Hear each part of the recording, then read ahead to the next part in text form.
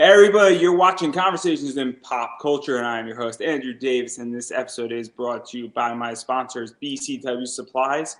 I like my comic books to be protected, and BCW Supplies has bags, boards, long boxes to protect your comics, and you can use Pop Anime Comics to get 10% off your entire order. Obviously inflation is hitting, and you might as well save yourself some money as well as support this show. So without further ado, and I'm not going to bore everybody else with the rest of my sponsors here, I have with me comic creator, writer, con presenter. I don't know what else you've done, JD Rosario. So welcome to the show, man. Thanks for having me, Andrew. What's up, Streamland? How's everybody doing out there today? Yeah, no, I am stoked to have you on because you shot a message to me, and I'm like, yo, Cap, and you should have just said, oh yeah, you just had JD on instead. That would have been, Calder. That would have been much faster. That's all I'm gonna say on that point. Bro, you know what I mean? You're in this world for so many years. You meet so many different people.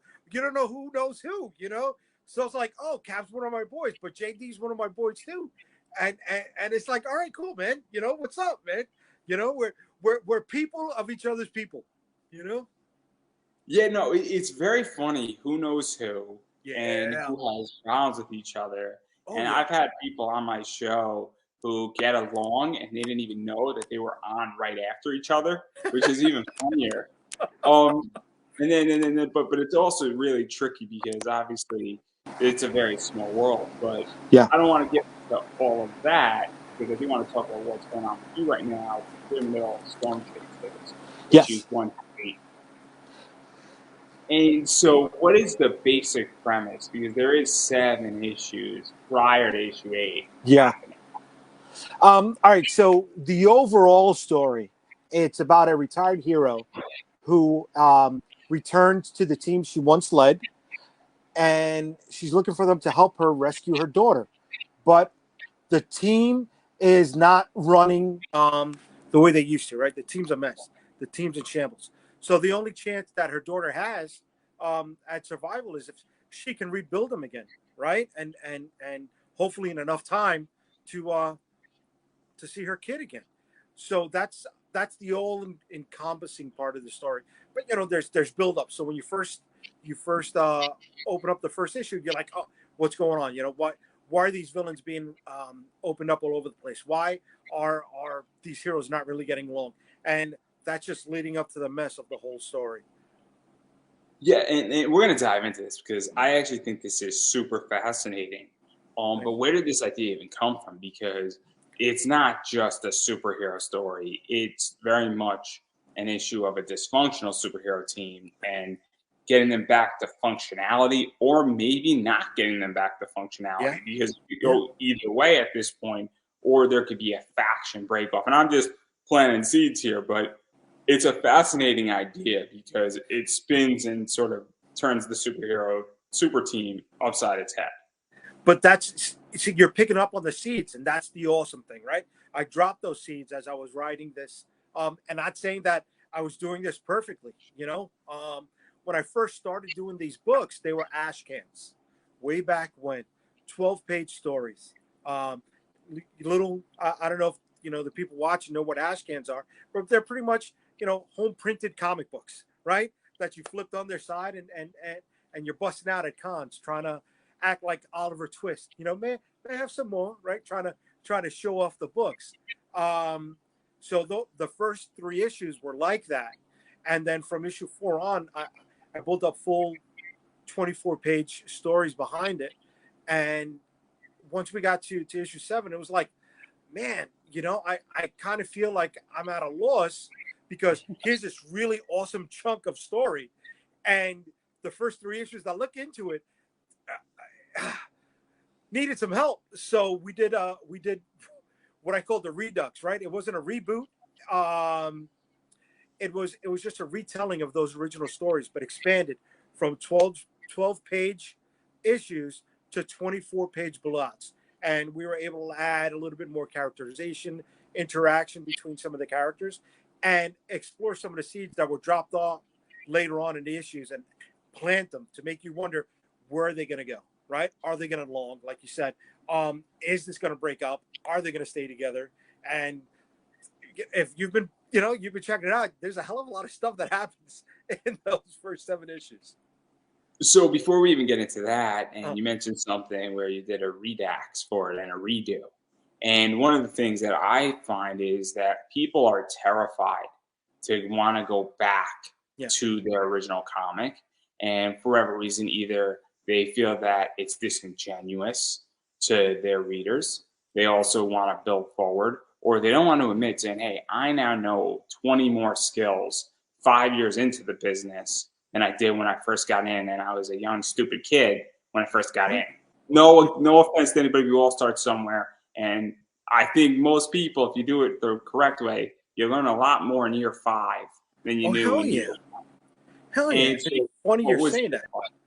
Year Yeah, 5 is really where I picked stuff up, because it wasn't just the first 3 issue ash cans of Storm Chasers. I had another spin-off title called Dragonstorm, and that was an ash can as well, right? But it costs money too, dude. And it's like, uh, do you want to move forward, which is always where you want to point the needle? Yeah, but at the same time, do you want to show the people that have been supporting you all this time, look what I've learned based on how much you all have been supporting me up to this point? yeah. This actually raises a very good question. So obviously, when you're producing a comic, and I'm a stocks guy, I'm an investing type of guy. If you're starting a business, you need startup money, you need seed money. And I don't think a comic is any other way how to look at it. You need seed money to do it. And obviously, it becomes a real tricky situation where, do I go and obviously have an IP, and do I further develop this IP for my readers? They want to see something more, maybe for other merchandising opportunities. Maybe we're redoing this. Maybe we're going to shoot out a trade. Or do I say, hey, look, I'm now running this, and my viewers or readers or clan, for lack of a better word, wants the next chapter. And it gets tricky because that's a real business Oh decision. yeah. And it's also sport. And it's also I don't think the issue at that point is, it's not that I'm not going to do issue 8. It's I'll do issue 8 6 months from now. First thing, I do issue 8 today and maybe never do the redact, or I'll do the redact in 8 months from now. It can be more of a time issue versus an if issue, if that makes any sense. And so, because I think this is where this gets tricky, and also, most people in indie comics, this is not their full time job. No. Also, and it's also a lot of capital is being deployed. You mentioned stocks, and just like comic books, you want to diversify your portfolio, right? You want to have a catalog that can pick up readers who are interested in different genres. You also brought up, 6 months from now and stuff like that. We had a huge gap in between issues number 7 and issue number 8. One of the reasons is because of our artist, Russ Leach. And this is not a knock, right? Russ is the fucking man. I love Russ, right? But he was working on Doctor Who and Ben 10. And when this is not your full-time job, and that is paying him full-time money, how can I tell him, hey, dude, no, I need you to do this? Nah, man, it's not my place to keep money out of his mouth. You know what I mean? He's got to put food on the table. So I waited just so we can keep up that consistency. And I was lucky enough that we had a large chunk of the community that waited with us. And it shows, they're supporting us, they're sharing us, they're talking about us, they're introducing us to different people. They want to get that word out there, and they're excited that not only is the story continuing, but it's continuing with so much, with a crew of people who are a hell of a lot more educated in what they're doing than when they first started. Yeah, and I think this is something that also people need to understand in comics. And I was having a conversation with a friend, and she was on, and she says, I want to keep my artist busy. And I was trying to explain to her, look, if you build a good rapport with your artist, and you build, trust, even if your artist gets another gig, you had that artist first. And Mm-hmm. that artist will always want to return back to you if they can. because they want, I find that people are loyal when you treat them well and that they want to work. And obviously, they're going to make time for somebody's project if they have been treated well or if they find the project to be interesting. I've had artists say, hey, look, I'll give you a discount. And I pitch them an idea on a comic because your book sounds awesome. And this is a project I want to be part of. And now, obviously, if all of a sudden we do 20,000, I'm going to make up the difference and pay them what they should be paid. But if they say, hey, look, I know that you're first starting, we could work at it on the back end, which is a whole Right. nother. Yes. But I think that's something that people really need to understand is that artists, I think if they really like a project where they've been there through hell and high water, or they were there before they got Doctor Who and Ben 10, that's another thing too, is certain people don't forget their roots. Right. I'm lucky that I've got a really nice crew of alumni, right? So besides Russ, who did Ben 10 and he did Doctor Who over in the UK, one of the writers I worked with when I was busy, and he taught me a lot of stuff, was Brandon Easton. Brandon Easton worked on the Thundercats reboot in the 2000s. He did the first season of the Transformers on Netflix that came out recently that they did 3 seasons of.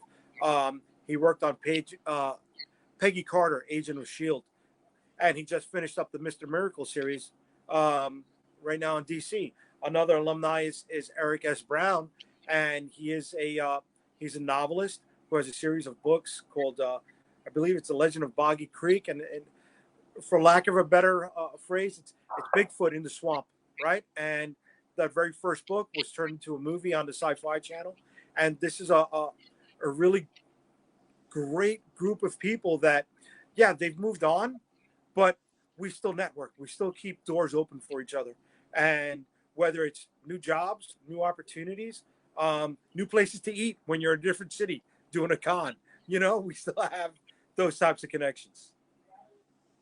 Yeah, no, it's very important networking, and obviously, I've taken a different approach to it because in the last 3 years I haven't been at a con. But when you're interviewing all these people, and obviously we shoot the shit before and after the interview, you get to know people and you get to know certain people in the industry, and one person leads to another, and then also, Yeah. you just have to ask somebody, hey.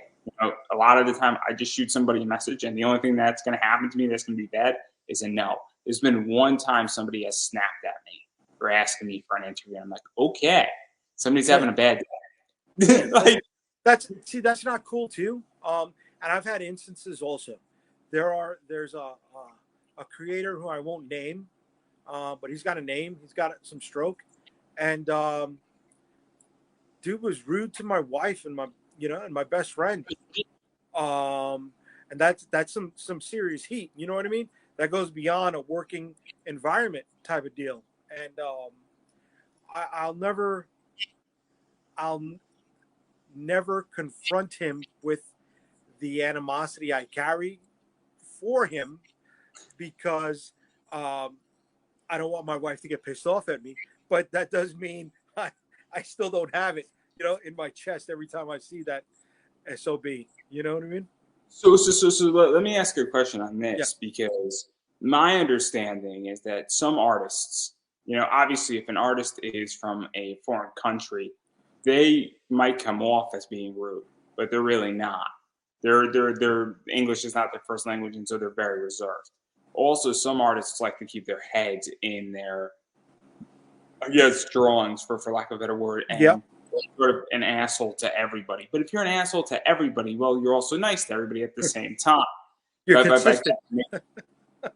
But because this is where it gets tricky. But then I've had creators treat me weirdly and be rude to me, and I'm like, okay, cool. I'm just not going to buy your work anymore, because I'm a strong believer that when I back somebody's Kickstarter now, or I even buy your comic, I sort of want to know who you are as a writer. And I've had some very bad experiences with some people at Marvel, and I don't buy if their books they work on, where I am choosing where I deploy my money. And I'm not going to say who, and I'm not going to say exactly what happened, but I vote with my feet. And so I think it's something that is very crucial. And somebody is nice to me, and hopefully, I'm gonna drop a name. I don't know if you know Chuck Peanut by any chance. Dude, it's all about being genuine to people. You know what I'm saying? I don't even think I'm a writer. I think I'm just a good host, right? And even if you're somebody who, when I'm on this side of the table and you're on the other side of the table, if you're rude, it's like, all right, cool, man. Peace be with you, brother or sister. You know what I mean? I hope you enjoy the rest of the show, or I hope you find some books that you like, whether it's on Kickstarter or whatever. It's not my place to ruin your day, and that's the foundation of how I see everything else, right? If you ruin my day, well then I got to eat it, and it's up to me and how I handle it. But yeah, dude, when we're at a con or something, and we spoke about this before the show, I'm a con guy, right? And when we're at a con, I got to bring a team of people with me just to tell me to shut up, because it's like there's other people that are coming to the shows and just want to chill or say what's up, or have built up relationships with them in past shows, and here I am, I'm giving maybe a little bit too much time to somebody new, but that's because I'm being a good host, and they got to grab me from the side. Hey, Jay, this person is waiting to see you. I'm like, oh, okay, cool, I'm coming. And by the time I get to see that person, there's like 3 or 4 other people waiting to say what's up. And it's like, by the end of the show, everybody's made their rounds, and I'm like holding a powwow with 20 or 25 people, and they're trying to push everybody out. And I'm like, but I haven't spent time with these people yet, but I understand also those that have their heads, down on their pads when they're working. We come from, geek culture is very introverted, right? There's no denying that. If you understand how to deal with those in the introverted world, those shy people, the mousy people, give them just enough room to feel comfortable. It pays dividends. You know what I mean? I come from a retail background, and one of the lessons I learned was always make sure there's a price on everything.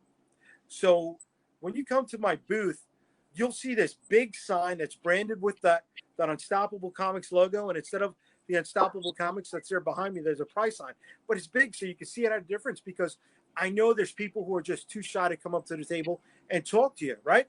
But if they see how much a book is worth, and they know they got a couple bucks in their pocket, they'll come up and they'll drop those shekels, and if I'm lucky, they'll give me a nod. They'll say thank you. We'll have a little interaction, but at least I know they're leaving comfortably, right? And I've found a way to facilitate those who live that mousy lifestyle, a little introverted, to try to feel comfortable around me.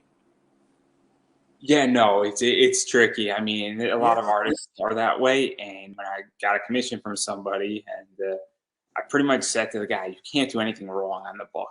On this commission, you can't do anything wrong." And my mom was a little bit nervous. I'm like, "He can't do anything wrong on the book." And I don't know if that made it worse or better for her, but I'm like, "You're gonna knock it out of the park. I have complete faith in you that you're gonna knock it out of the park, and I'm not worrying about it." It was Elias Chazoudis. And so he did a commission for me, and it was worth every cent that I paid him for it. Nice. Great book.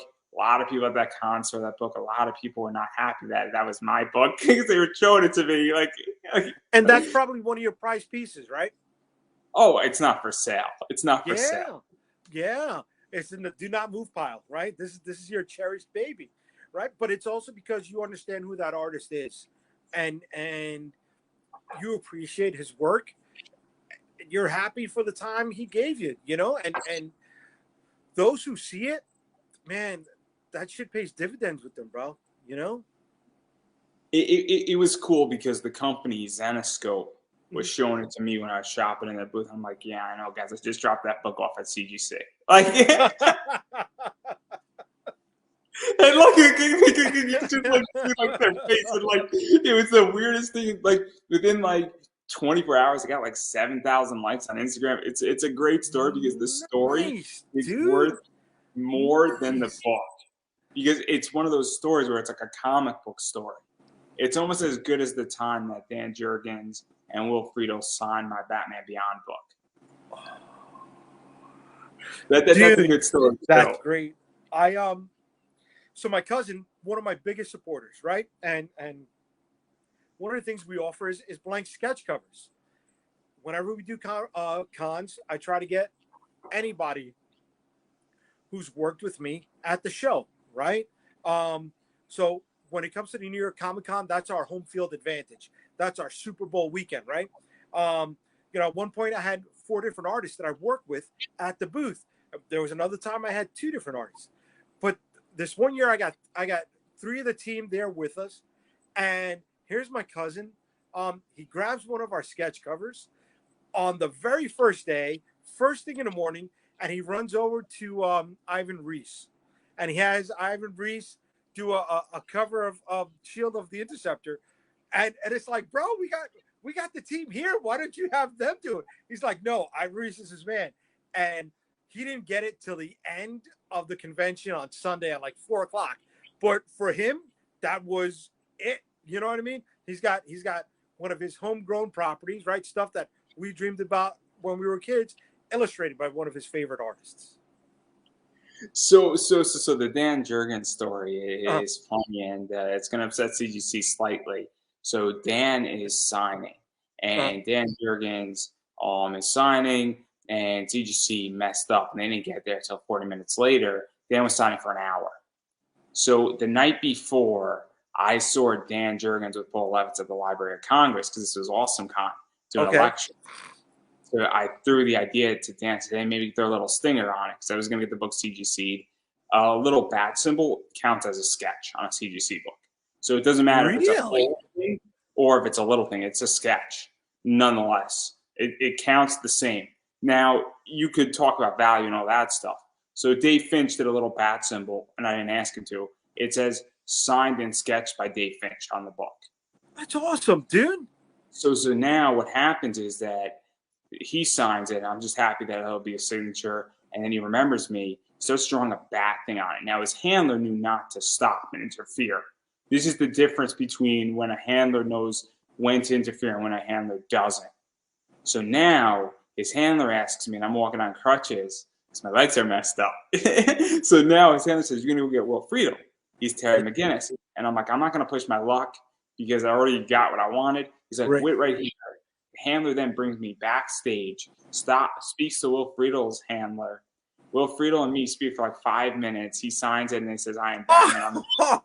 CGC is witnessing the entire thing. And his line's just looking at me. They're looking at Will Friedle like, who is this guy and what's going on here?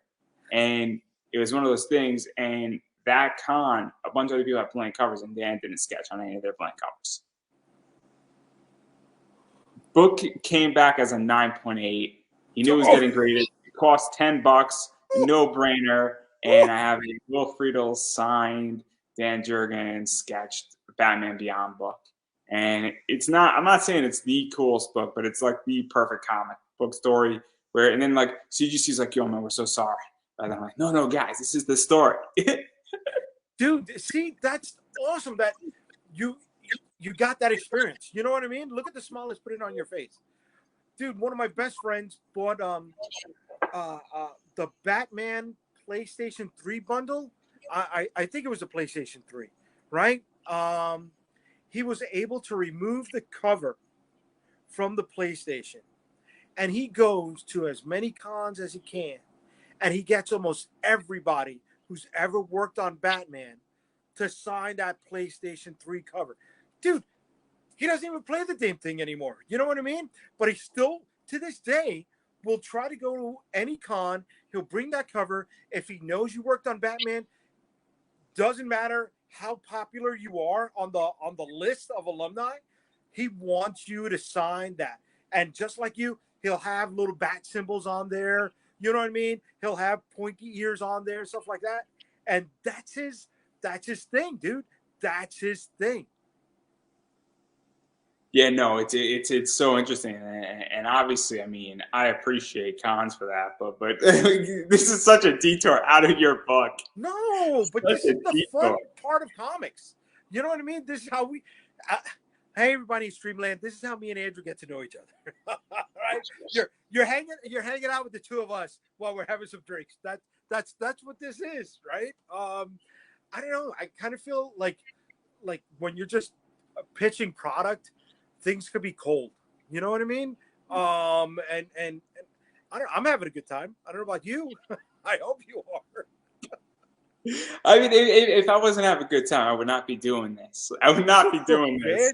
Cool, man. See, but then what we're doing right now is what happens to me at the con, and that's why I need my wife and other people to just like make sure I focus on the con because that's what we're making money. You know what I mean? That's what we got to pay the bills. See. The reason why I like this is that, and the reason why I don't like doing whole panels is that I feel that you don't get to know somebody in a whole panel, and that's the problem. Yeah. When you go to a con, and I've been to a con where I had like 600 people, you get to know the people at that con. Like I've had conversations with Scott Lobdell, Okay. and I love Scott's work. And so I had a 25-minute conversation bringing him stuff from like Generation X and bringing him like the holofoils. And now I'm having a conversation about his work on Teen Titans, and I'm a huge fan of this stuff. And so, like, if this con was up in Poughkeepsie, New York, small con, maybe it had 1,000 people, but they had some very cool people. I think Joe, Nice. Guy who shit, I can't think of his name. Sinat, I want to say, was there. Okay, Joe Sinnott. Yeah. Yeah, Senate. Yeah. He was there doing like sketches for like $15. And like you had this entire thing where it was just like you can actually talk to people at a con and you could ask them, you could have a 5-minute, 10-minute, 20-minute conversation with somebody. And if somebody else wanted to the time, but nobody was there, we were hitting up Scott Lobdell for this stuff, and he was happy to sign stuff for free and nothing was getting graded. And like that is what I think in a lot of ways is missing sometimes with Kickstarter, where it almost has become very corporate. And when you're now doing 50, 60, $100,000 campaign, it's a business. And look, I'm a capitalist. I'm not going to pretend I'm all for people making money, but there is something that is lost with what comics are supposed to be. And it's that, interaction. And then people say, I charge for my signature. It's like, you're indie. When did you become corporate? Yeah. Like, why? I used to feel weird about signing books because I was like, who am I? Right? I would joke, and I'd say, oh man, me signing the book depreciates the value of the book, right? And then I did a convention in Puerto Rico. My family's from Puerto Rico. I did a con out there, and I got my cousin at the booth with me, younger and very supportive of the whole community. And he's like, dude, are you kidding me? Why are you not signing the book? Grandpa, right, who had long been gone by that point, Grandpa would love to see our name, our family name. Oh my God, I'm starting to well up because I remember this, right? And he was like, you know how we'd feel knowing that our family name is getting out there? You know what I mean? And oh shit, dude.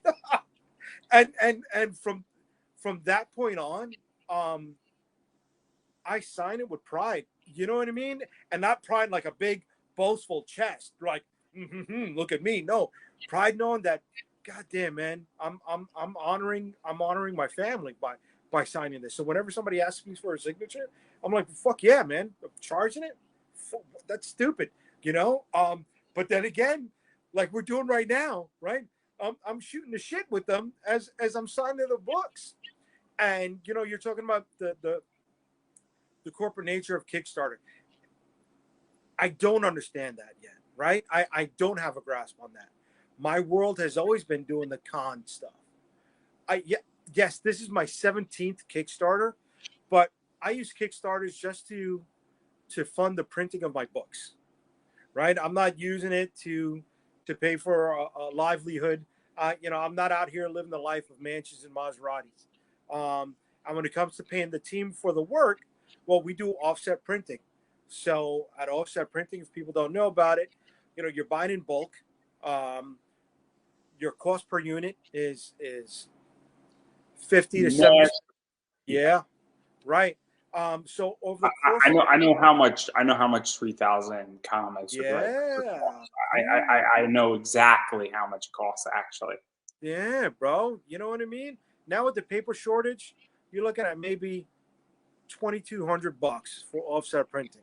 You know, but prior to that, prior to even the pandemic, 3,000 books was less than $1,700, right? 18 and change with shipping from DC I to mean, Europe. before I had a sponsor on my show, and that's why Mhm. my Kickstarter was so cheap. I only needed to raise $750 on my Kickstarter for this show, and I actually didn't even need to raise that. I actually was Look at that. funding the next year, so I'm actually good for another 15 months before I Right. have to worry about bills, which was the whole purpose of what I wanted to do. Because I had Mixum as a sponsor, Okay. and Okay.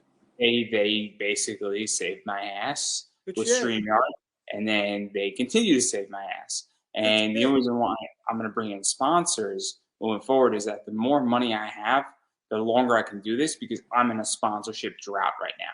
But guess what? In 3 months from now, I might have a sponsor of $300, and guess what that goes? I have $400 sitting in my bank account. StreamYard costs $240. I am covered for another year, which means I can continue to do this. So because I make my money in other realms. You're So I playing with teach. house money right now, dude. That's what you're doing, and Yeah. So that's great. That's fucking great, man. So I get it. I get it. As long as the expenses are covered, you can rock and roll, brother. You can rock and roll, man. And you're talking about StreamYard. I don't know how much that costs. That's not a world I understand yet, right? So this digital environment, dude. Once the pandemic happened, I was like, what do we do? Like we were doing cons up and down the East Coast from Boston to Florida and flying to Puerto Rico. And then we were going as far west as Chicago.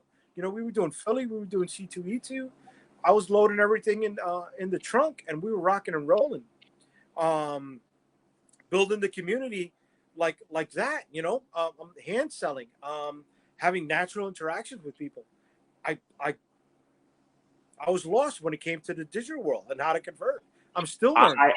I had a real advantage because this is my 10th year in Oh, doing okay. interviews. So I started back in like 2012, 2013 with Okay. pre-record. So when COVID hit, I moved to live stream. It took me about 10 interviews to get comfortable live streaming, but the skill and the interview building was there. It Okay. then, how do I function live?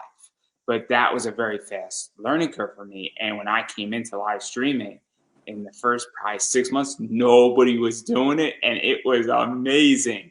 I had so many pickings that I could do. And Nice. it was great. And I still do.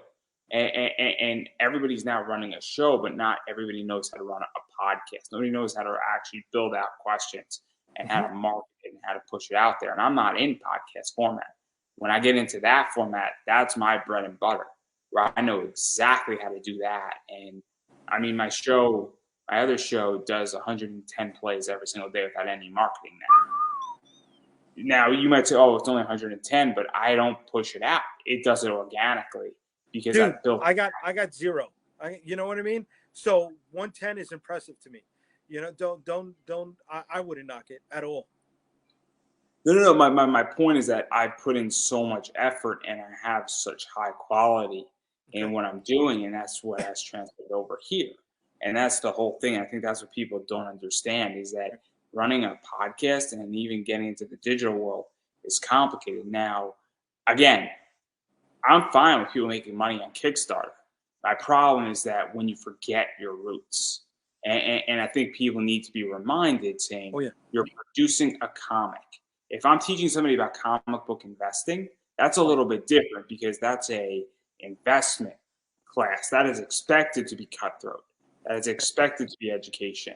But when you're producing a comic, I obviously want my creator to make money on it and the person I'm buying it from, but you're also producing. It's not a traditional business per se. No, no, no. There's no school for this. Excuse me. There are certain courses, um, but they're scattered all over the place. Like Pace University, in Manhattan, they offer publishing courses. And it's funny. The name of the guy who runs the Bleeding Cool website, Rich Johnston, right?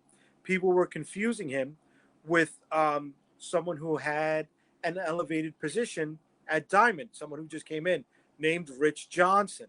But the Rich Johnson that went into Diamond is the one who ran the publishing program at Pace University, right?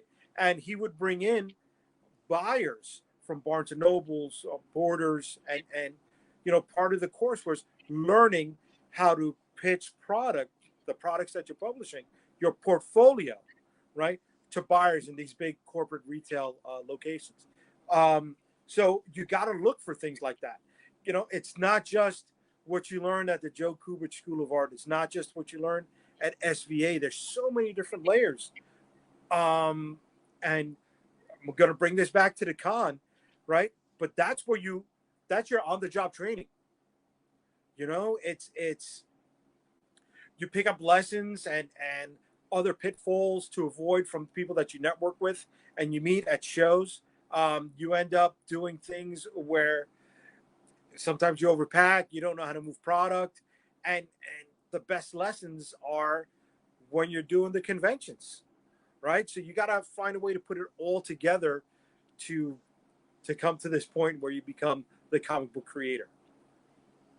Yeah, and even going further, and the reason that's also why it's not traditional. It's also the idea that you're selling happiness as well, and it's kind of like running a sports team. Oh yeah. When a sports team hits you up, and some kid's in a hospital, and his favorite player is something, you might lose money by having that player go to the hospital, but you're also making money in a different way, and it's very complicated because you're not selling a traditional product. You're also selling an IP. You're selling an idea. You're also implanting the seeds. When you sell somebody an issue one, and look, I'm going to call what I think. I think that if you don't know how to make money on your first issue, you're a moronic in this business. That doesn't mean that you have to, maybe not make money, but if you're not breaking even, you have a problem in your business. It is, I hear the saying where your first issue, you're going to lose money. Your second issue, you're going to lose less money. Your third issue, you're going to break even, or you're going to break even on your trade or make money on your trade. I think that is complete bullshit. Because if that's how you run a business, that's a bad business model. Now, if you understand saying, look, I'm breaking even and I'm going to make my real payday on the trade, that I understand that business model. But if you're not breaking even on issues, that's the fastest way how to get into debt and into bankruptcy. 100%. And you know what? I was there in the beginning. I can't lie. I can't deny it. I was there too. It's all right. In a different business, completely. But I've obviously learned, and I'm not faulting anybody. I'm not saying you're a bad person, but you have to realize that that's not a success. You have to. It's not a success if you're not learning those costly lessons, right? If I didn't start to break even until the third, fourth issue. I was there at that point. But with each issue, I learned something new. I learned how to climb the mountain a little bit further, right? I mean, I had to be doing something right if I'm doing this for 15 years, and we're doing okay. We're not, like I said, we're not in Manchester and Maseratis, but we're able to do things, and I can't deny and say I wasn't scared during the pandemic. Prior to the show going on, I was talking about how we leveled up, and I was becoming a convention promoter, right? And we put a lot of our earnings from the books into the conventions, and we were going to keep feeding the cycle. One was going to inform the other financially, and then the pandemic happened, and it threw a whole business plan to shit, right? And it took a solid 2 years for me to get to the point of saying, okay, we've built the war chest back up and we're ready to go again. So it's not just, Storm Chasers number 8 that's coming out now. There's going to be 2 more books launched before October, right? One of them is production is almost done, and the other one production is starting. We're going to take those two for a second and even talk about Storm Chasers. That is your Kickstarter.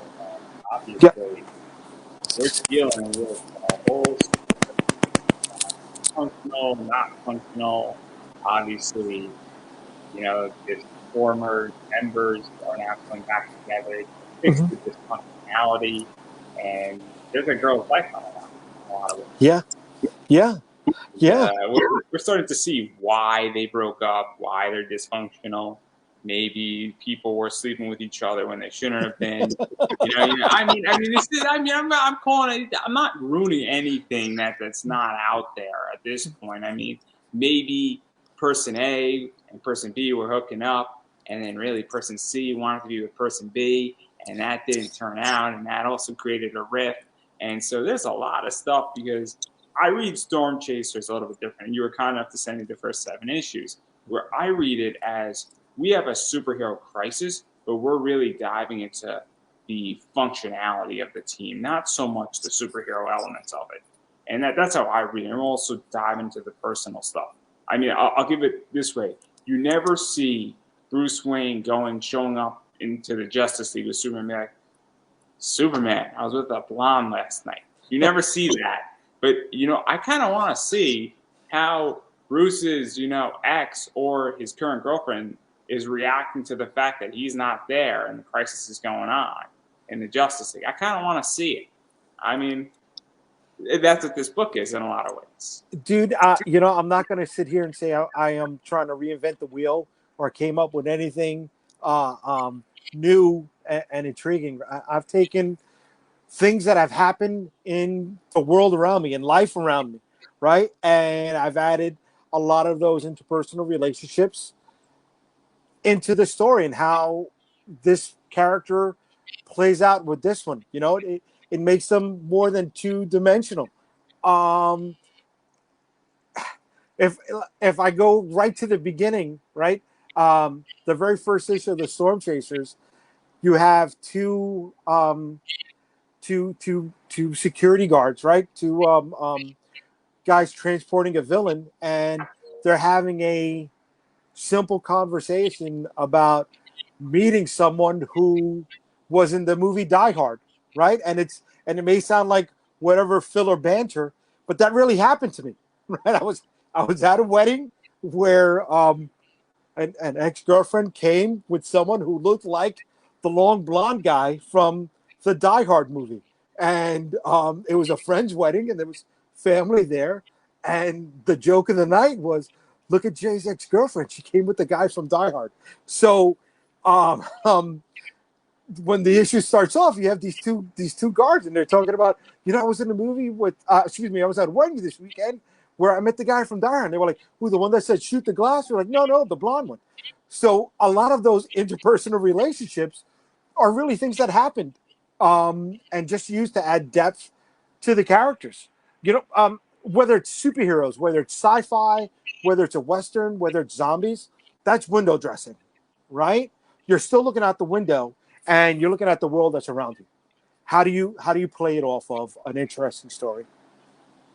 Yeah, no, but I agree, and that's what I like about it is that there is that stuff in there, and obviously it seems like something stupid and it seems like details, but it does also set the tone because that's a real conversation in a lot of ways, and I also like the fact that there is something seriously going on, and we are diving into the inner webs of superheroes and what's going on in their lives because. Dude, I love this. Thank you. You went in on this, man. I'm feeding off of your energy. I fucking love that, dude. I see these are the conversations that I have at cons that just take me forever, But I love that. I'm sorry to cut you off. I got to tell you how it's exciting, That's because here's what I've learned is that I listen to other people's interviews and I hear people like, "What's your book about?" And they know nothing about the person they're interviewing. I actually do my homework on people. Yeah. Like, no, I don't know everything about you, but I actually read your book. I read your Kickstarter. This is why I say, hey, can you send me something? Mhm. This is why when people actually send me information on their books, and look, I don't know anything about the Dragon book, but I Well, the actually drag strip, yeah. Okay. but I know all about Storm Chasers, where you sent me the first 7 of them, and I actually read them. And this is the whole problem, I think, with interviewing, is that you need to know your subject. I'm having somebody on after you at 9 o'clock, and we're talking about NFTs. I spent all last week probably about 8 to 9 hours learning about NFTs to Wow. prep up for this interview. And I know a little bit about it, but I'm very educated on that topic. And there's a reason why. And then I actually read your book. And even if I didn't know who you are and didn't know anything about you, if I read the 7 issues, we can actually talk about it and dive into this and have this conversation. And now I'm familiar. And this is the whole problem with the interview world right now. Okay. I understand. I see it. I do. But I gotta apologize and say I'm still vibing at how deep you went into it, and I'm fucking loving that, dude. I really am. I really Because am. I love the fact that this is something that is, I don't really care about the mission they're on. I don't. I care about how they became dysfunctional and how they're getting back to functionality and how the stakes of their functionality is this girl's life is on the line. And that's what makes this interesting. And then it's also like, okay, what happens when, your ex comes, who you were sleeping with, say, hey, my daughter is kidnapped and, well, we need you back. But we're not sleeping together anymore. It's a great question. It's a really good question. Yeah. How do you handle that, right? I mean, if you're a hero, you put the life of the one who's in jeopardy first, you know? But then at the same time, are you going to go 100%, right? Hopefully you do. And that's what makes a hero. And it's seeing the character handle those challenges that makes you want to either appreciate them more or loathe them more, right? And like you said, we're there. We're at the climax of this first arc, and it could go either way. Yeah, and it's getting exciting, and like that's what's so fun about this. And it's also the idea that the hero that's sort of brought back in, and certain of these heroes, they also seem to want back in, also in a lot of ways, where they miss the idea of being a hero, which means that there must have been such a bad circumstance, or an event must have changed what they wanted to do. And that's the other thing too, is that how much do you want back in? And I was watching Olympus Has Fallen, and Okay. great movie. And starts off 18 months, and the Secret Service agent saves the president, but doesn't save his wife. And then he wants back into guarding the president, and he sees his way back in by saving the president's ass from being captured and held hostage in his own bunker, essentially. Great movie. It's a super fun action movie. If you like a good shooter up and you just want to chill and have Yeah, a beer. I've seen all 3 of them. So I know the trilogy very well.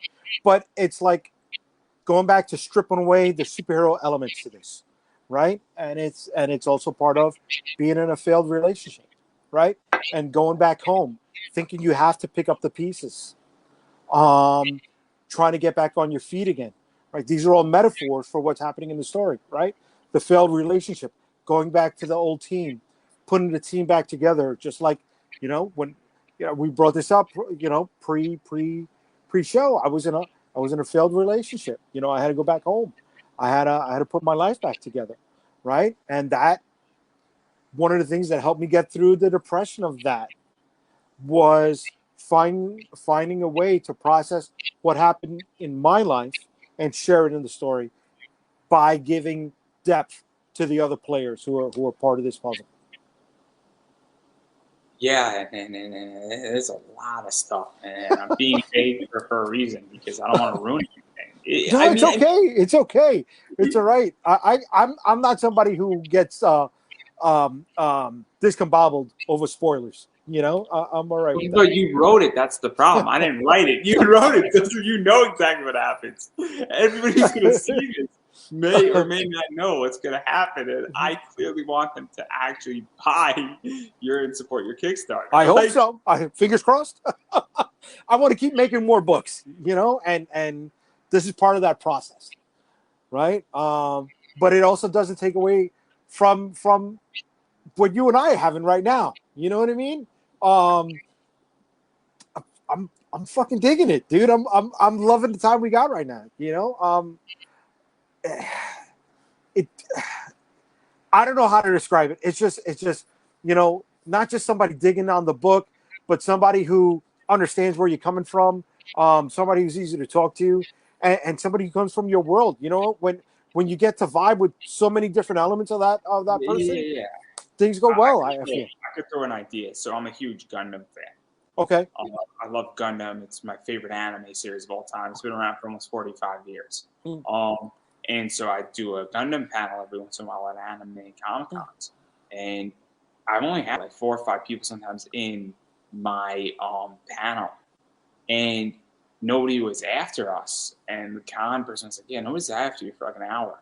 So what do? We all just legitly took the chairs, we created a circle, and we were talking for an hour about Gundam and about this and that. And it was amazing because you have all these people who never met each other talking about an anime.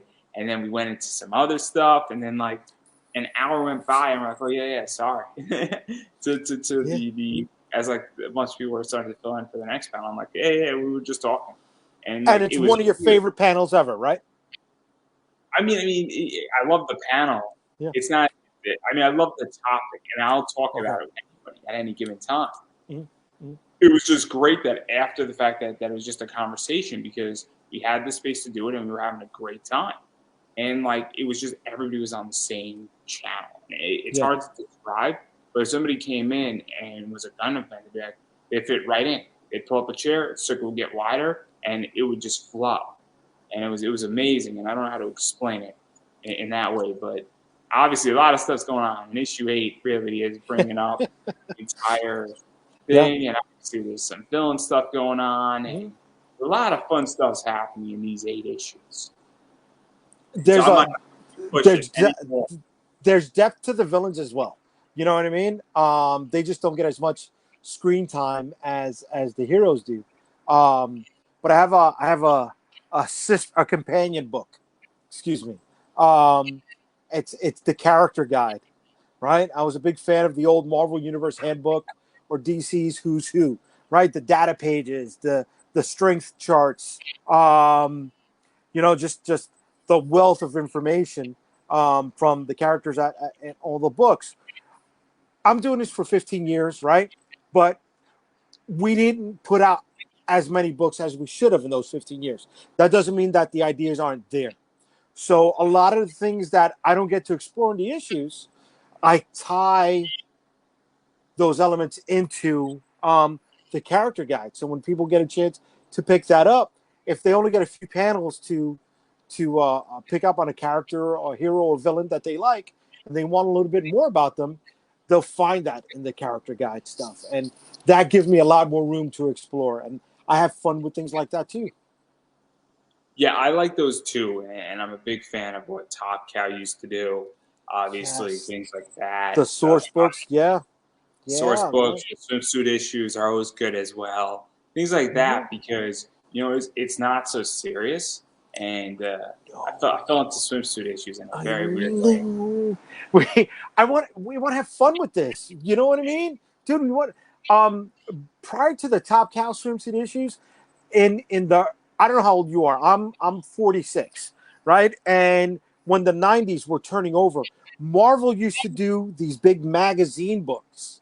Really weird, but it was almost like the Inquirer for what was happening if the Marvel Universe was the real world. And, you know, in the center, you'd have John Romita Jr. drawing an illustration of Tony Stark on the cover of Ferrari because he's selling the Ferrari. You know, you'd have She-Hulk and the Wasp sit in a theater and rank the top 10 hottest Avengers. You know, you'd have an expose of someone really digging deep into Xavier School for hidden youngsters and how it's more than it seems. It was just adding extra elements and bringing the world of the Marvel Universe to life and making it seem like this is something that's lived in.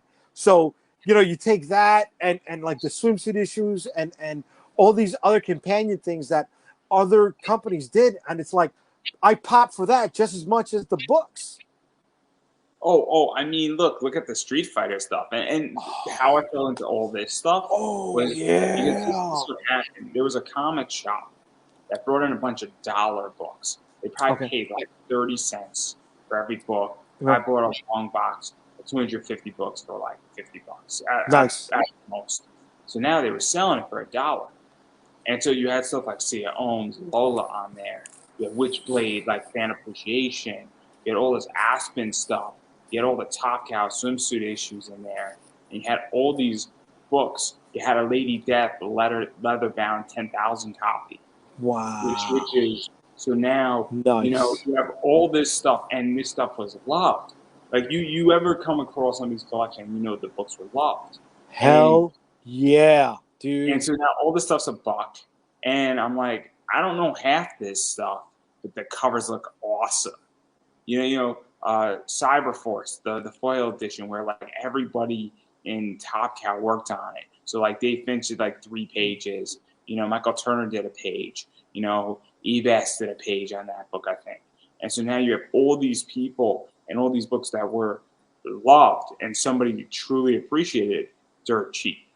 Yeah. And so this is how I fell into all this stuff and like all those source books and all that stuff. And that's why this is fun too, what you've done with that. Because that's like something that's old, but also adds depth to it. Hell yeah, dude. It makes it feel like the world is lived in, not just, knowing that the book was loved, and it's like you appreciate it that much more, I mean, you bought it for $1, but you saved that book's life because you're going to love it as much as the owner who had it, right? And it's going to live a little bit longer in your collection. I think that those books are probably going to live for a while. I mean, good in my shit. collection. But like even going to your thing, because this is the thing that I have an issue where I know people do swimsuit issues on Kickstarter, and all it is that it's pinups. And I like pinups. Don't get me wrong. I have a bunch of Zenescope books that are pinups, but I'm getting tired of that. I want content, and I want extra content. I want content that is not your traditional content, where I want to know what your character's favorite sport is. I don't mind you doing a pinup and then giving stats. I don't have a problem with that either. But I want to know what is your character's favorite, sport. What is their favorite car they drive? What is their favorite flavor of ice cream? Because guess what? That changes how I read the story now. And even if they're a villain, if their favorite, flavor of ice cream is mint chocolate chip, I now realize they're more human. Yes. And it sounds weird. No, it doesn't. No, it doesn't, dude. I want to go back to those early Marvel books, right? Because there was something that happened way after that. And when Cyclops and Jean Grey got married, Marvel did their wedding album. And it was a magazine format book, and I still got it, dude. Both Kubert brothers added a ton of material to it, and it made it feel like you were at the wedding. I think it was X-Men 30, right? The newer X-Men book, once they gave it a name. I think that was the issue that they got married. But, dude, just the cover was, I think, blue pencil behind a full fleshed out version of Jean and Scott, right? Dude, I don't give a shit about fucking weddings, but I still bought that magazine. No, it's like the Superman versus Muhammad Ali book by Neil Adams. Yeah. Where you got everybody there, and now it feels like a big fight. And it's also now who's there. Well, I mean, everybody was in that crowd. I think Lucille Ball was in the crowd that he did. I think, Michael Jackson and Jackson 5 were there. Batman was there. I think Catwoman was there. obviously Superman was fighting, so he wasn't there. I heard Clark Kent was there though. That was interesting where he was. No, but it makes it feel, all jokes aside, in case anybody didn't realize that Clark Kent is Superman. In case anybody didn't know, you know. Spoilers. I also heard Cassius Clay was there as well. This is too easy. This is way too easy. That was a toss-up. Somebody here is not going to get the joke. Somebody's not going to get the joke. Anyway, we're not going to explain it. You're going to get it in the comments later. What do you think you're talking about, Cassius Clay? I don't want to know about them. Yeah. I bet you he could beat Muhammad Ali any day of the week. But like it creates a sense that like this is a real event, I feel. And that's something that I think is very well done. And obviously it's a little bit more tricky now, I think, in comics. But I don't think it's impossible to do. It's not. I've done it. You know? Because dude, I want people to have fun. Yeah, do I want them to buy the books? Yeah, but I want them to have a good time with it too. Right? I want them like you are vibing with it. I want them to feel like, you know, it's something that's been lived in. You know? Are you gonna forget it? Yeah, you're gonna forget it. But for those few moments that it's in your hands, is it gonna help take you away from whatever you're doing that day? I'll take that as a win, man. I take that as a win. I mean, I'll be very honest. I mean, my sister got married, right? Mm-hmm. I don't remember her wedding, but I remember Tuxedo Mask and Sailor Moon's wedding. There you go. I mean, there you go. Very honest about life. Clearly my priorities. And the reason why I bring that up, I do remember my sister's wedding. Yeah. Don't let her hear that part, right? I don't really care if she's watching. You know? Okay. I remember parts of it. It was a long, long night. And I had a lot to drink that night too. And I had a great time. So I had a great time. But the point is that we remember certain things that bring us in as fans over things that are almost real life. And it's such a weird concept, but that's what I think people don't understand about comics and anime and even television, is that if a character has been on a TV show for 12 years, you get to know them, and they're a part of your life, and they're within your social circle to some degree. And if it's written well, or it's presented well, you know, that's something that I think creators really need to realize about their characters, is that, you know, people, especially when characters have been around for 10, 20, 30 years, you get to know them, especially in Continuum as well. You grow with them, right? You know, we just lost George Perez, and of course Neil, right? You were talking about Neil. I grew with Wally West and Dick Grayson. I'm not choosing DC or Marvel. I'm not one of those people that said, oh, I was one over the other. I read them both, right? But one of my favorite books as a kid growing up was the Teen Titans, and that one issue of that one cover by George Perez where Dick Grayson and Wally West are walking away, and you see their teen sidekick suits laying on the floor behind them, right? And they went from being, you know, high school kids to college. There you go, dude. There you go, man. You know, and that's what I loved about DC, was that their sidekicks grew up. I feel that's one of the elements that was lost with New Mutants. You didn't get to see them transition. You didn't see them have those college years before they became the professional, right? You had the X-Force, okay, but what happened to some of the others? You never really had the name changes. But the DC, you did, right? You had Robin to Nightwing. You had, Wally to Flash. And that's one of the things that stung with Tim Drake and going from Robin to Red Robin. No, he needed a name, you know, for a little while to just separate him from the Bat franchise so that he could come back later on. It sounds weird. I know it's stupid. I'm sorry.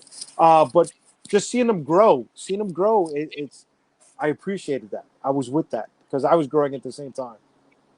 Yeah, no, it's really, really interesting. And, you know, obviously I love DC. I have a DC Presents number 26 out of the 7.5. And I bought that a long time ago.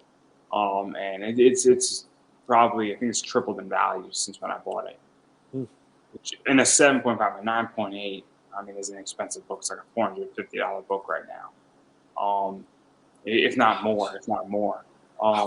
And signed, it's more like 6 to 7 now, which is crazy.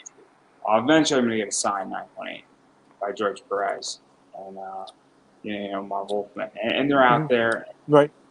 They're not impossible to find. You just got to drop the right money for it. You got to dig. You got to work for it. It's a little bit of work finding one that you want and you like, but once you find it, 650 to 700, it'll get you it all day. But the idea is that the reason why I love it is that I love the fact I love the Teen Titans, and I love everything they've done. I have a run of pretty much the new Teen Titans from 45 to I think like 116. Wow! And I have the wedding issue in the nice foil. I got that one too, dude. I was a fan of Tom Grummett. You know, oh man, Tom Grummett. I followed that transition, and he drew the best Superboy ever, man. You know, he was it. He drew Dick with that mullet, but whatever. It didn't matter to me. You know, he gave him the little wings on the underarms, and I was rocking with that. I was rocking with it. I love Starfire. I love Jimmy. I can't think of say his last name. And Amanda Connor's version of Starfire. Okay, Palmiotti. Yeah. Yeah, I always have a hard time saying his last name. I'm just so bad at it, and I don't want to embarrass myself any more than I need to. But I thought they did a fantastic job on that, and I have a 9.8 Starfire #1 signed by both of them, which is nice. And I like that book a lot because I love Starfire. And I love what they did with her. They made her a ditzy redheaded blonde, but they made her also fun, and they made her what I think every comic is. And then DC rebooted it and just whatever. And I don't know who did Red Hood and the Outlaws, but that opening scene with Starfire popping out of the water in a bikini. Oh my God! If there's ever a song for that, it would be "Baby We're Gonna Cruise" by Florida Georgia Straight Line. That opening lyric of that song is that panel in a nutshell. Great book too. Yeah, I don't remember who wrote that, but it was Kenneth Rocafort that was drawing that, right? I believe so. Great first 6 issues of that series. Great opening scene for a comic. It's like the 3rd panel in the entire thing, and it's because it's everything that's supposed to be with Starfire. It is legitimately both those versions of Starfire are fantastic. But again, I love the new Teen Titans, and I love the fact that they're growing as a team. And I even think Jeff Johns' run on the Teen Titans was great as well. I liked it as well too, dude. It's really underrated. Even when they went into those future issues, you know what I mean? Where they had each taken over, the Batman, Superman, and Wonder Woman personas. I was with that. I missed that. What I like what they did is that the single issues for that had Michael Turner covers. Yes. And they used the Michael Turner for the graphic novel. The first one, which was the right move because it's Michael Turner.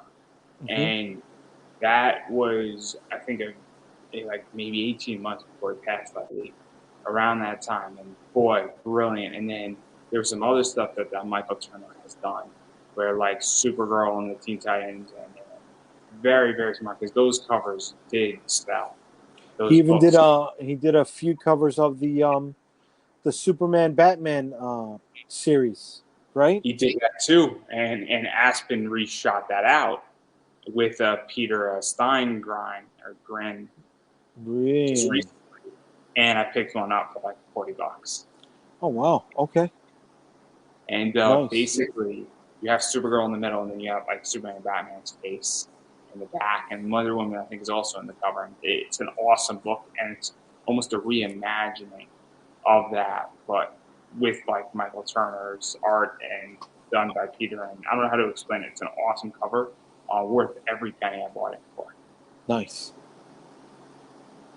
But there's the one with I think Ian Churchill did either the art or the writing, and it was either the Michael Turner cover or somebody else's, and it's arguably the best Supergirl cover out there. Which who was doing the covers first, Ian Churchill or Turner?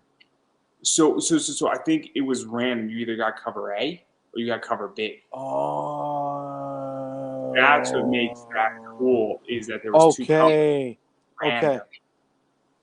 I didn't know, So because I remember getting a couple covers where Supergirl was already wearing the Dark Side outfit; she had already been converted, or where Batman was using Orion's harness. But then I remember issues leading up to that.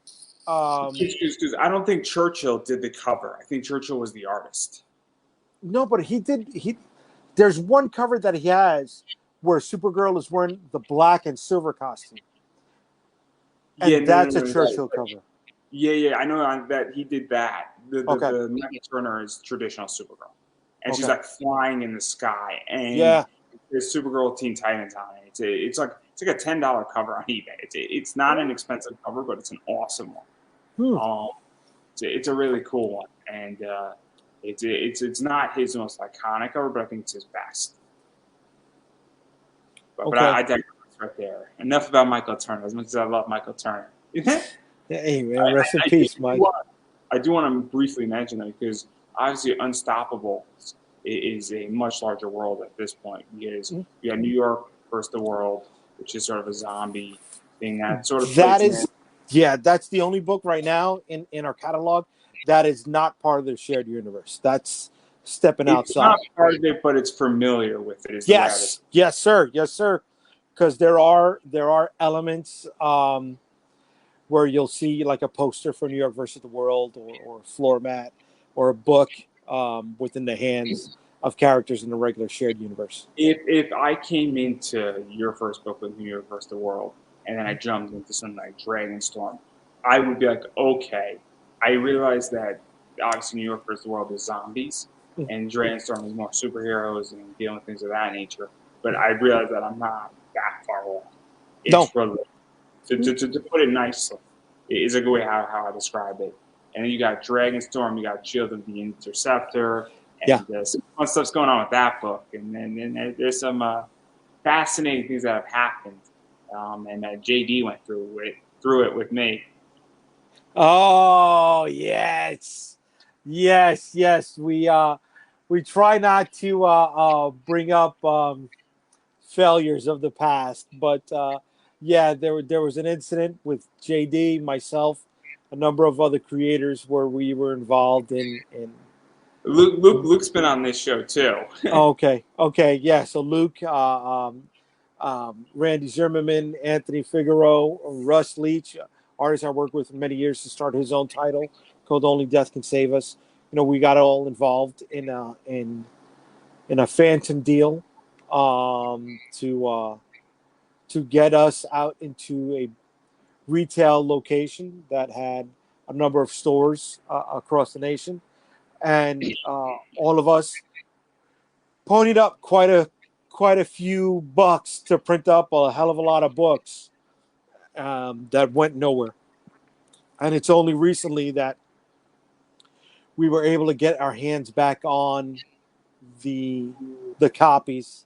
And there was one campaign run through Indiegogo, one campaign run through Kickstarter, where all of our creators were trying to recoup some of our expenses. Yeah, and we're not going to go through all of it, because I have a pretty good idea that it wasn't just print run costs. No. It was other things. It was frustration. Obviously, it was time. It was money. It was also the idea of doing something fast versus doing something slow. A million things. And I run an eBay business, and I understand that when I deploy $20, I'm not deploying $20 I'm deploying a lot more than $20. And I think you understand that too, and a lot of other people. You know, I talked earlier about building the war chest back up, and the war chest would have been built up a hell of a lot earlier if we didn't have capital invested in trying to make this thing work out. So recouping from that on top of the pandemic was just frustrating. Doesn't encompass everything involved in that. Also, what people don't understand is that when you go to a con and you're a con guy, one of the things that I think people don't understand is that you might have cost X to print your books. That is not your cost to sell a book. I'll run through something and feel free to correct me. If you print a book and your artist costs $350 and your print run costs $1,000 for whatever reason for how many books you printed, and you printed 250 copies, you have to divide pretty much 250 by 13.5 or 1350. Well, and that is, and that, I mean, this is just basic math. I'm way off. No. You're trying to simplify it, but yeah, no, you're on the nose. That is your break-even point. Plus, then you have to factor in your table cost at that con per day, essentially. And now you're getting it down to your break-even point per day, not to mention your time, not to mention anything travel, else. lodging, right? Other expenses. One of the things I do for myself is, we can't pay the team top dollar. I wish we could. I really, really do. They deserve top dollar. But we don't. But we try to reimburse them other ways. If we're at a show that you're at, then you're coming in on our dime. You know what I mean? So that, things like that gets factored in. And oh man, I'm sorry. You triggered some PTSD for a second, dude. You know what I mean? And it's like I don't want to go down that hole. But yeah, the point I'm getting at is that what people don't understand is that I think a lot of people do not know how to run a business. In Kickstarter land, and I see a post and it agitates me where somebody's like, "Oh, I'm about to lose half my income next month for my job, and I guess I'm gonna have to postpone my issue too." And part of the thing is that, look, I'm not here to beat you up, but you really did not come in with a battle plan where your book is expensive to produce, and that sometimes happens, but you need to figure out a way how to do it. There's a reason why I haven't really even started to produce a book, because I'm questioning is this going to be the greatest rate of return for me? Is this the greatest use of my application? Is this the trial and tribulations that I want to go through? And this is the whole thing. And I think a lot of people have to ask that question. I mean, everybody says you can make a comic. Well, I think that's actually horrible advice. This is not for everybody. That doesn't mean that I can write a comic book. You could write a comic book. Anybody can physically write a script, and anybody can go find an artist, and everybody can go produce a bunch of copies. But this is maybe not for everybody, and not everybody should be encouraged to do this. And there has to be a series of questions you have to ask yourself, saying, do I really want to go through this, or do you want to do what I do, where I sell comic books on eBay, and then I take my profits and buy stocks that produce dividends, and I legitimately sit every month and calculate and watch my dividends grow and just repeat the process, and I don't have to worry about producing an item. I'm just worrying about selling one, and that's perfectly fine. The ins and outs of running a small press company are, had I known about everything I'd be getting involved in, I never would have done this. Flat out. I mean, dude, I can be a hell of a lot more successful running a pizzeria with everything I know, as opposed to running a sandwich shop. Shit, running a coffee shop. Yeah, with all the business knowledge. I went into this with College Business 101, right? And like I said earlier at the con, that was the school of hard knocks, grinding it out and learning your lessons the hard way and learning how repeating them were going to be expensive and just making sure you didn't hit those same mistakes again. Yep. I am right now running a successful eBay store, a successful private comic book selling thing, Nice. but it's taken me a long time to figure it out and do it the right way. I have down to a science for a reason. I know what will sell, how fast it will sell, and I know what I have is good stock. Nice. And sometimes though I will wait 5 years for a book, and I have mature books. There are books that I am waiting 5 years for maturity, and they will get me what I want them to get me, and they will Nice. get me rates of returns. But that's the things that I can manage the debt, and that's the whole thing, and that's a whole different ballgame. And again, though, this isn't something that I was just like, oh, I know it tomorrow. It's taken me forever. I think that's another thing too, is that this is you have to ask, how far do I want to go into this, and also, you got to ask how far is my spouse willing to go into this with me. Hell yeah, hell fucking yeah, hell fucking yeah, dude. I'm lucky that I have a wife who is as supportive as she is. The last long-term relationship I was in, where we owned property together, it was not like that at all, right? Her last words to me were, "Have fun living a fantasy life," and yeah, dude, and okay, cool, no problem. We're selling the fucking house from this point on. And you know what? I am having fun living a fantasy life right now because when I do conventions, my wife comes with me. We've gone to I don't know how many different cities that she's never been to, right? And she'll come to the con.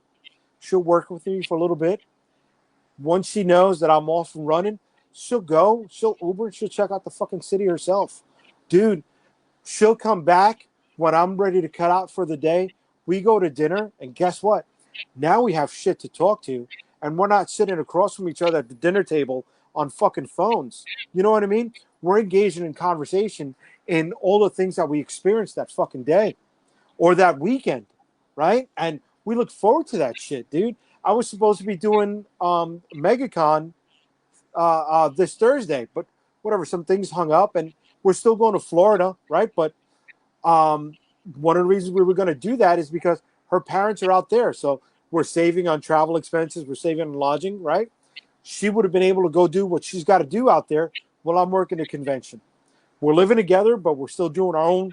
We're still taking care of our own agendas, and at the end of the day, we're back together. And with her, it's you know what, she's paying attention to the bottom line on everything, right? There are some moves I'm about to make, and even though this is my business, I got to make sure I'm clearing it with her so she understands that this is not going to set us back. Yeah, no, it's something that obviously I'm not in a relationship right now, but when I do get into a relationship and it's serious, I'm gonna have to explain to my girl and my wife and my future wife, certain things, saying, hey, this is how my business operates. Knock on But wood. I hope you find that, bro. I really the do. the lucky part of me though is that my business is self-sufficient. Good. It does not need cash infusions, or the cash infusions it needs is maybe $500 a year, which is not a lot of money. So all of a sudden, I have a business that is self-sufficient, but it's taken a long time to get there, and then it produces me a distribution, which is so it's a lot easier to explain that type of business to somebody versus saying, "Hey, we got to keep putting 10K into it." It's a lot easier to when you have something that's self-sufficient. But Yeah. I do want to talk about rewards with you on your Oh, Kickstarter. okay, cool, man. I'm sorry. So, See, I know we're supposed to be talking about that, right? But we talk about everything else, and I lose sight of the shit we're supposed to do because we're having fun doing the other stuff. But I go ahead, shoot. no, it's all good. It's your interview. It's not my interview. I'm gonna have a fun time cutting it up though for micro content. But I've been taking notes on micro content, so there's so much stuff to cut up on this entire interview. But obviously you do something very cool where you have $5 physical issues, I believe, and you cover A and cover B, and hopefully that those are the right ones. And then you have pins, which are always fun. Then you have T-shirts, which are always fun. This is what was right up my alley, which is trading cards. So I love trading cards. I love baseball cards. I'm really getting into that as an investment. Okay. And this is getting fun because you got a lot of them at this point. Yeah. With the trading cards, one of the cool things was that they were the stretch goals, you know. And with every Kickstarter we've had, we keep adding to the set.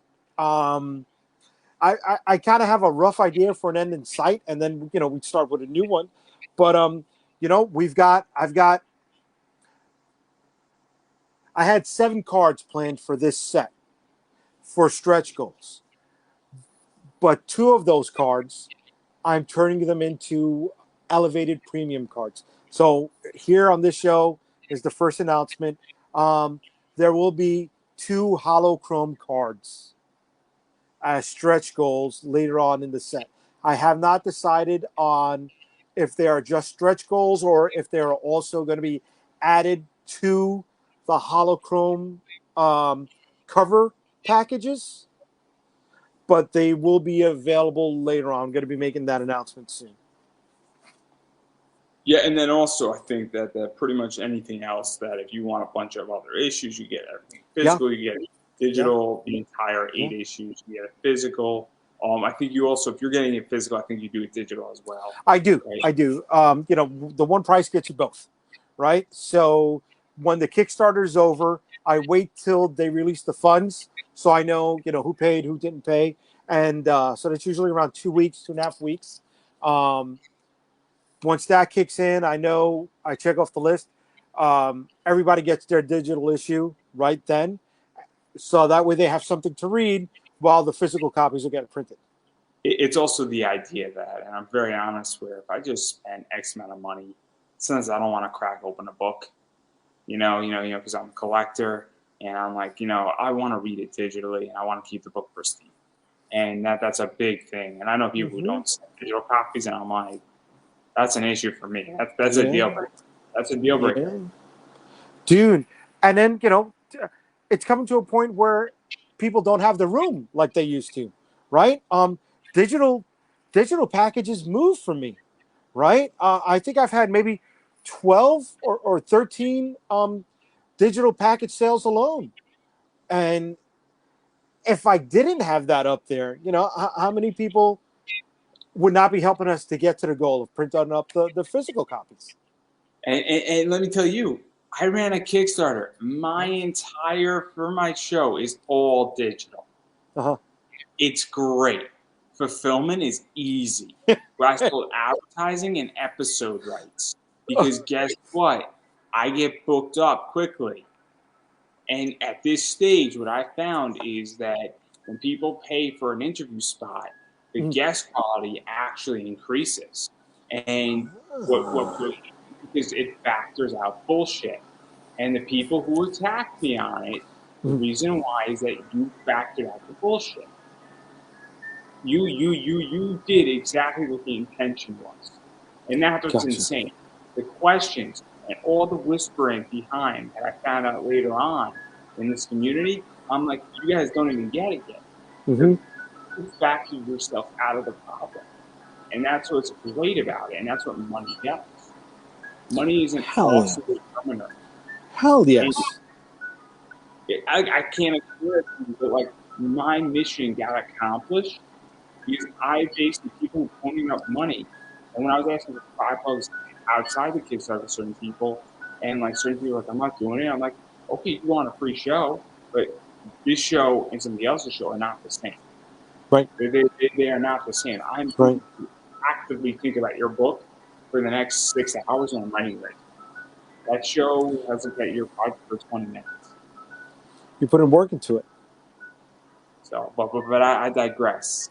I'm sure I'm going to be on somebody else's show in like 2 weeks from now for 30 minutes talking about this. I paid to be on, which is great. What show is that? I'm doing a Pop Van Zant's CromCon. Oh, okay. I bought an hour. And the first 30 minutes is just me and Pops talking about how he's charging and how it's my idea.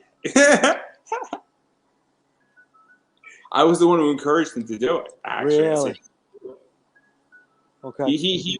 I convinced him to go further, and then I said, "I'll be your first one to pay," because $7 for an hour, and I don't know what I'm doing in the last half an hour. But I have no idea what I'm doing. So I digress, though. And then further going into rewards, you got your Chrome covers A's, B's. You got the Unstoppable Storm Chasers 1, New York vs. World 1, Unstoppable Origins 1, Dragon Storm 1. Oh yeah, the Unstoppable Ones package. Yeah, just the first issues. Yeah, pretty much the first issues of everything. You got obviously the set of the hollow Chrome covers A's and B's, which is a little bit cheaper than buying them separate from each other. Yep. You basically got a bunch of just gigantic packages that have a minimum of everything essentially in it. And so obviously, and then it's the Mega, the Ultra, the Maxed Out, and I'm sure that if somebody wanted something and wanted like 10 Maxed Out packages, you can make it happen. In a heartbeat. In a heartbeat, dude. I'd kill for that. Come on, man. Don't tease me. Don't tease me. No. I always ask this question because I believe in customer service. Yeah. I sell on eBay, and my question when somebody buys something from me, I said, what can I get you more? So somebody was interested in a pin I have. And I asked him a question and said, you just bought one and you want another? And he's like, yeah, I love pins. I'm like, I got some other pins, And I didn't list them yet. And I shot him a bunch of reviews. Like, yo, dude, what's your price on all of them? And because I asked a very stupid question, I sold him a good deal for him, a good deal for me. And I sold him 5 pins for $65, which basically, I mean, I'm not good at math, but it's a good deal for everybody involved. Because those pins usually retail for $12.50 to $15 a piece. You made your money, and he got a little of a break on it. And I gave him free shipping. Good shit. So because he bought from me before, and so next time I have a pin I don't like, I'm going to hit him up, and because I'm not a pin collector. And so certain pins I like from Zenoscope, but certain ones I'm like, look, it's not for me. And so all of a sudden, guess what? I say, hey, man, this is not my collectible. You like this? Let me help you out, and let's make each other happy, for lack of a better word. But I digress. Obviously, we've been talking for an hour and a half. My voice is getting hoarse. God damn! I'm sorry, dude. I know you got the other thing at 9 o'clock. I'm a rambler, brother. He can wait 10 minutes. It's 9:10. I'm not worried about him. He's in Australia. He needs to wake up anyway. Oh shit! I'm sorry. It's going to be fun. We're talking about the world's first glow-in-the-dark, the first fully glow-in-the-dark comic book that is being done by minting an NFT. Wow. Okay. This is going to be an interesting interview, isn't it? Oh, yeah. Oh, yeah. Yeah. Once you said glow-in-the-dark comic book, I'm thinking Ghost Rider 15, the text cover. The whole book. The whole book is in the dark, like 64 pages of it. Holy shit. This is and the mint is happening tomorrow for this. Oh. I think minting, and it's an NFT. So super interesting concept, but I'm going to digress right there. So if anybody's watching and wants to stay tuned in like 25 minutes, that's the plan. But obviously we've been talking for a while, and I do want to give you a chance to self-promote. Obviously, I didn't get to half of what I wanted to get to talking with you about things, but that's perfectly fine because I had a blast. And, so did I. So did I, bro. I did. This is cool, man. Dude, you even got me to tear up for a minute. I mean, that's fucking crazy. But Unstoppable Comics, right? That's it. That's my baby. That's my 15-year-old work of love with a hell of a lot of people, and we've put together books such as Shield of the Interceptor, Dragon Storm, Unstoppable Origins, New York versus the World, and what's going on right now, definitely the Storm Chasers. You can pick up Storm Chasers issues number 1 through 8 if you're just finding out about us on Kickstarter. if you know about us and you've got the other stuff, you could pick up just issue number 8 or any other issue that you want to fill in the gaps. So you could go 1, 5, 3, 8, whatever it is. We have those options available for you to do so on the Kickstarter. Yeah, there's a lot of stuff, and I'm going to keep saying it, and I've been saying it for almost 3 years now. I'm going to keep saying that you have to support indies, and obviously with Storm Chasers or anything else you want, you can pretty much get it off of this Kickstarter. And the way you support indies is that you actually back their Kickstarters when they're active. That is the fastest and most direct way, because indie comics do not get made without people's support and without money being thrown at it. And it's not charity because you're getting a book in return. That's right. So that's something to keep in mind as well. And look, you could say, look, I don't really know. This is a toss-up for me. Nothing against you, but it's $5. You could take a $5 risk if you're uncertain about it. And you know, if you like it, there's going to always be a chance for you to get the other books physically at some point. It's $5, and that includes the shipping charge. So it's not going to be an extra, couple bucks at the end of it. Oh yeah, no, it's actually $8 and change. No. It's a $5 flat fee for the book. All right. And if you come to the cons, I went to Starbucks today, and my Frappuccino cost more than $5. I needed it though. I found out my foot was not broken. Everybody, I thought my foot was broken. It sprained, right. And after I found that out, I was very happy. So I decided to go get myself a Frappuccino. You celebrated for a minute. Yeah, man. Yeah, man. Wow.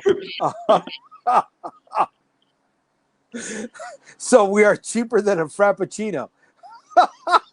Hopefully you don't sprain your foot, try to pick up one of the books. So clearly, that's the goal there. But anyway, I digress, and obviously I'm going to promote myself here because it's my show. Damn right. Obviously, I have a PCW supplies code, Pop Anime Comics, 10% off. Bags and boards are expensive, guys. Just save yourself some money. It's an affiliate link. I get a commission. It helps keep this show active. Furthermore, if you'd like to directly support me, obviously I have this T-shirt. Again, I'm a Gundam fan. It's making fun of Taco Bell. It's making fun of the most interesting man in the world and Fallout all at the same time. And I have other things coming out in that line. It's on Redbubble, so you can actually pick that shirt in 16 different colors. Or better yet, you can put it on a mini skirt if you so choose. Yes, I am a man of the people here. There you go, baby. This is a service to everybody in the room here. Everybody in the room, that's the type of guy I am. If you want to put my logo and my T-shirt on a miniskirt, I approve that message. Also, these are remnants from my Kickstarter up on eBay right now. So you can pick that thing up. And I only have like 45 of these left. And my partner, which is DJ Croft, he's a cosplayer. He's an up-and-coming cosplayer. Obviously, he has a bunch left too. So if you want to order from DJ, he could sign it for you if he has any of them left. He was just a guest at Wizard World, and he's gaining followers every day. And then I have my own exclusive metal cards, which is this. And while I like to hang out with her, I do not want to wake up next to her with a knife in her hand. Hey. So these are limited to 50, and some of them are already gone. So obviously, I think I have like 42 of them left. And those are on eBay, along with a variety of other comics and other cool stuff I have, and some really cool books. And I have books that date back to the 80s all the way to books that came out 2 weeks ago that are going for 60, 70 bucks. So obviously that's all there. All that stuff supports the show. If you would like, you could buy me a coffee. If you'd like to send me free comics, I am more than happy to do that too. I like free digital comics. I like free physical comics.